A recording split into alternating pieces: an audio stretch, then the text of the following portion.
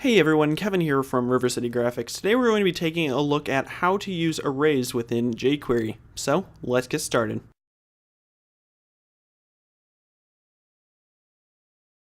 Alright, so here in Dreamweaver we have our files that we've been working on in the past few videos. Now if you haven't seen those videos, I recommend that you go and check those out because we have discussed quite a few concepts within jQuery that will help you in understanding what we're going to be talking about today. So what we're actually going to be doing today is discussing the arrays within jQuery. So I'm just going to go over to my script.js file, and I have some code here from previous tutorials that we can just take out. So we want everything to still reside within this main document ready, so don't actually delete that. We want everything to stay within there. So what we're creating is an array. An array is basically a container of a list of information. So if you remember in the last video, we talked about variables, and those basically store information. So if we're storing a list of information, then it makes sense for our array to start in a variable. So we're just going to start by defining a variable, so var space, and then we need to create a name for that. So I'm just going to call it my array, and then space equals space, and then in order to actually create the array, we need to have an open square bracket, close square bracket, and a semicolon. Okay, so since we're going to be creating a list of information, we need to actually put that information in here. So the way we do that is to actually put two quotes in here and then put your information inside of the quotes. So we're just going to do a list of names because that's pretty straightforward. So I'm going to put Kevin, and we'll put comma, space, and then two quotes. So basically what we have here is Kevin, and that's the first element of our array and a first thing within our list. And then we can take and put a comma and then more quotes, and then that's going to be our second element. So we'll say Bill, we can say maybe Tom, and Joe. Alright, so you get the idea. Basically, you can keep going on forever and ever creating a list of information. So, whereas a variable was holding one specific piece of information, an array basically holds this list. So, we can manipulate this to, at any given time, give us Kevin, or Tom, or Joe, or the entire list of all of these things. So we can either look at it as a whole, or we can look at it as each individual piece separated by these commas. Okay, so in order to kind of give you a better idea of what that looks like, we can actually alert this out. So I'm going to say alert, open close parentheses, semicolon. And then if you remember from the last video, the variables, whenever you alert those out, they don't need to be in quotes. So we'll just paste in my array into this alert, save it. We'll go over and test this in Chrome. And you can see that it alerts out Kevin, Bill, Tom, and Joe. So now that's basically our entire array. So let's see if we can specify that down a little bit to give us something specific. So I'm just going to take this out, and the way that this is going to look, we'll build it outside of our alert first, and then we'll take and copy and paste that into the alert so that it makes a little more sense. So the way that we do that is by first saying the name of our array. So we'll say my array, and then we need to specify which element of the array we want. And the way that we're going to do that is by putting that into square brackets. So we'll have our open and close square brackets, and now we need to basically pick the number of the order of the list that we want to select. So you would think that it would be Kevin is 1, Bill is 2, so 1, 2, 3, 4, but it's not. It actually starts with counting at 0. So Kevin is actually 0, Bill is 1, Tom is 2, and then Joe is 3. So with that in mind, if we wanted to select Kevin, we would take and type a 0 into my array. And so now this whole block of code right here is equal to Kevin. Now, if we were to change this to a 1, it would be 0, 1, which would be Bill. And so now this whole thing is equal to Bill. So if we take that, and I'll just cut that, then we'll take and put that into our alert. So alert again, and just paste that in there. So we have my array, and then 1. And we take and go back over to Chrome and refresh that. You can see that now we just alert Bill. So instead of alerting the entire array, we can specify any specific piece. So if we wanted to say Tom, we'll just change this to a 2, go back over to Chrome, and you can see that we get Tom now alerting out from jQuery.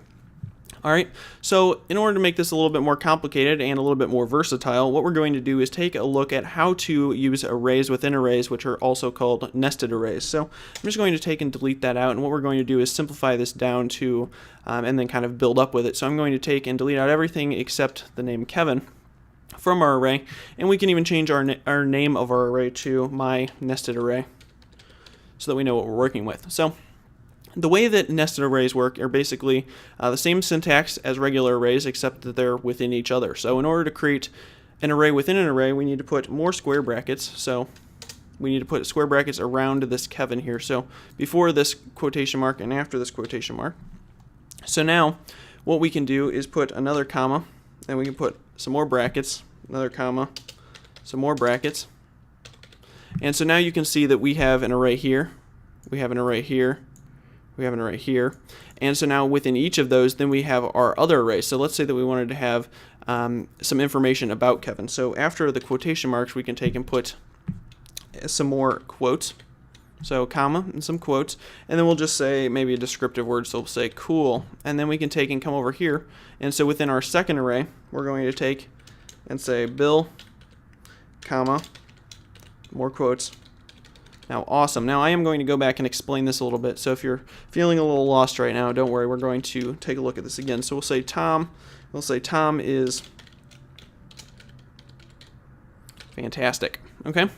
So what we have here are basically arrays within arrays. So we have one large array, which is denoted by this square bracket on the end. So that's all held within my nested array. Now, within that, we have three smaller arrays. So we have an array that starts here. It's separated by this comma. Then we have another array, which is this Bill and awesome. And then we have another array, which is Tom and fantastic. So once you get the syntax down for that, it's pretty straightforward to keep adding arrays and information within the arrays. So now what we can actually do is take and look at a specific array within this, and then a specific piece of information within that array. So say that out of all of this, we wanted this array right here that holds Bill and awesome, and then we wanted just the word awesome, we can select that out. So in order to show you guys how that works, we're just again going to build this, and then we'll take and put that into an alert. So what we need to start with is my nested array, because we always start with the name of the array. Then we'll have our brackets, and then we need another set of brackets since we now have an array within an array, and then we'll hit a semicolon right there. So what we want to do is take and in the first set of brackets select which array we want. So we're basically selecting which of these. So this Kevin and cool, Bill and awesome, or Tom and fantastic. So the first number is always going to be which of those things you're selecting. So in this case, let's say that we want to mess with this Bill and awesome. So this is going to again be the second one in the list, which is going to be 0 and then 1. So because it's the second item, you always subtract 1, so it's going to be 1. So when we put a 1 here, we're selecting this entire piece of the array. So now say that we wanted to select the word awesome after that. So in order to select awesome, it would be 0, 1. So Bill is 0, and then awesome is 1. So you start counting over from within side of this array. So 0, 1, so awesome is going to be 1. Okay, so we'll do that, and now I guess I can take and cut this. We don't really need the semicolon at the end, so I'll just delete that off. And we'll say alert, open close parenthesis, semicolon. And then inside of the alert, we'll just paste in what we just had there. So my nested array 1, 1. Okay, so then we can come back over to Chrome, refresh that, and now we get awesome right here. Okay, so you see how that works. If we were to change this to 0, this last number, then we're going to alert Bill. So now we get Bill. So now if we took and changed this to my nested array on the first number, and then we wanted to alert Kevin, we would just change this to 0. So then it would be 0, which is Kevin cool, and then 0, which is Kevin. So now we take and go back over to Chrome, and we get Kevin. All right, so that works out pretty good. Now let's go back over here, and I'm going to teach you a little bit about concatenation, which is basically how to make added sentences and strings together using different variables, pieces of arrays, text, all kinds of things like that. So what we're actually going to do is delete this alert out. And now we're going to take and make a sentence that says Bill is awesome. So I guess we can bring this back here so we can start with this. So we're basically just using what we already had, my nested array, then 2 sets of brackets with each one having a number. So if we want Bill, we're going to say 1 and then 0. So that's going to be Bill's name. So we're selecting the first array, again 0, 1, and then 0, which is Bill's name. So then we'll say plus. Okay, and then we'll do a space, and then 2 quotes, and then inside of that we're going to do space is space, and then so then outside of that, after this quote, space plus space, and then we want to say awesome. So I'm just going to copy all of this stuff right here, and we're going to paste that out. And so now in order to get awesome, we just change the 0 to a 1. Okay, so now what we can do is take and let's just put all of this in a variable. So I'll say var space, we'll call it my sentence, and then equals all of this stuff that we've created here. Okay, so now we can basically just alert out my sentence and it will say all of this stuff. So let's take again a look at what we actually have here. We have my nested array of Bill. So we'll say Bill, and then we're adding in this word is with the spaces on each side so that we have basically spaces in our sentence. And then we're adding in the word awesome. So now we take and alert this out. And now all we need to alert out is my sentence because we've taken and put all that information into a variable just to make it easy for ourselves. So we'll alert out my sentence, go over to Chrome, and now we have Bill is awesome. Okay, so just a little bit more about concatenation. Basically, whenever you add information within something, it's going to look like this. You'll have something, so you'll have some object, and then you'll have a space, a plus, a space, two quotes, a space, plus a space, and then you'll have another thing. Okay, so getting this syntax correct is sometimes tricky. Basically, it's the same thing on both sides, but you need to make sure you have the syntax correct, otherwise it's not going to be adding these things correctly. So it's always a space, and then the quotes, which is going to hold whatever string of information, whatever words you want in there, and then you're going to have another thing. Now, if you wanted to add something at the end, you're only going to have half of that. So let's say that we wanted to say why Bill is awesome. So we'll say Bill is awesome because, so we'll put a space at the end of here, a plus, a space, and then we only need the two quotes because we're not adding anything after that, so we don't need the other plus. So inside of these quotes, we'll say why Bill is awesome. We'll say like, because he can fly. That would make him pretty awesome. Okay, so now if we take, and we're still alerting out my sentence, we can go over to Chrome, refresh this.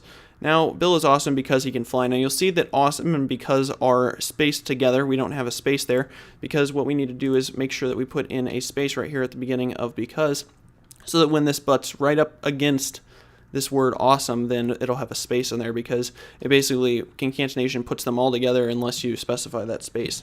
So we'll just take and refresh this, and now we should see our sentence right there. Bill is awesome because he can fly. Alright, so that's about it for this tutorial. We've covered basically arrays and nested arrays and concatenation and actually adding words and variables and things like that together so that we can make some kind of coherent sentence. So I hope you guys learned something in this video. Don't forget to subscribe, rate, and comment. I do have new videos coming out every week. So thanks for watching, and I'll see you in my next video.